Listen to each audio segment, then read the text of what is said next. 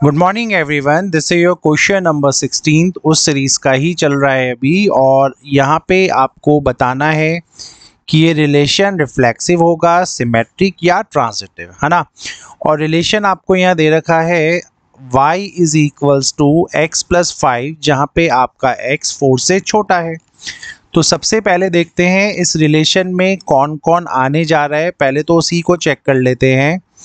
अगर आपने x को पुट किया 1 तो y डेफिनेटली आपका आएगा 5, और अगर आपने x को पुट किया 2 तो y आपका यहाँ पे आने जा रहा है 6। अगर आपने x को यहाँ 3 पुट किया तो y आपका आने जा रहा है 8, है ना।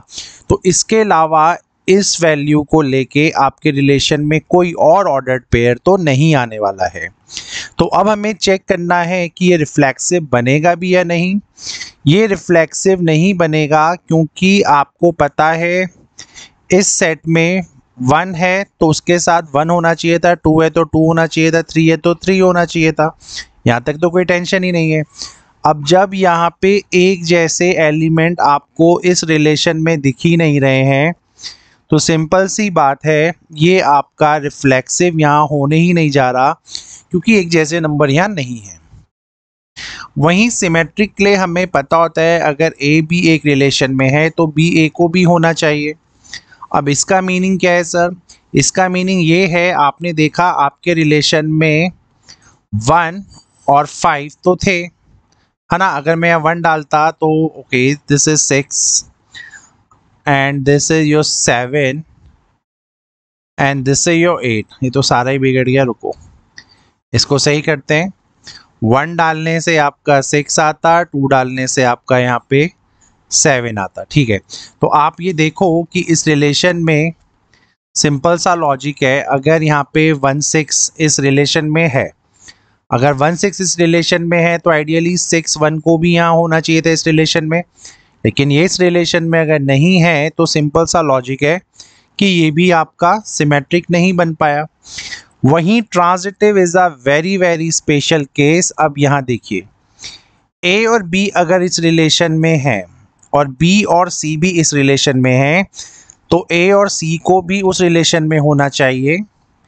या एक अलग केस भी आपके सिनेरियो में आपको दिखा दूं कि अगर ए और बी किसी रिलेशन में है और आइडियली बी और सी को भी उस रिलेशन में होना चाहिए था, लेकिन अगर बी और सी उस रिलेशन में दिख ही नहीं रहे हैं, आपको वो रिलेशन में दिख ही नहीं रहे हैं, इन दैट केस टू ये ट्रांजिटिव हो जाता है, ठीक है।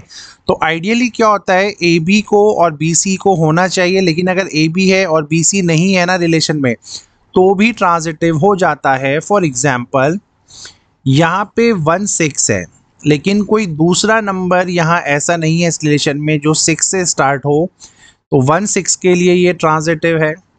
ऐसे ही 2 7 को देखिए, 2 7 अगर आपका ए और बी है तो आइडियली 7 से किसी को स्टार्ट होना चाहिए था फर्दर चेक करने के लिए। तो अगर ये भी आपको नहीं दिख रहा है तो ये भी ट्रांजिटिव का पार्ट बनेगा। और अगर यहाँ 3 8 लिखा है तो आइडियली 8 से यहाँ पे किसी को स्टार्ट होना चाहिए था, और वो भी अगर यहाँ अवेलेबल नहीं है तब भी ये ट्रांजिटिव होगा। तो ये रिलेशन आपका ट्रांजिटिव बन जाता है, इसको ध्यान रखिएगा।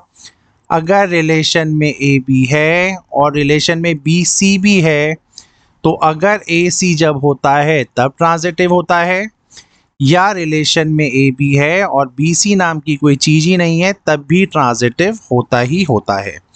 सो होपफुली ये लॉजिक समझ में आया होगा। Thank you.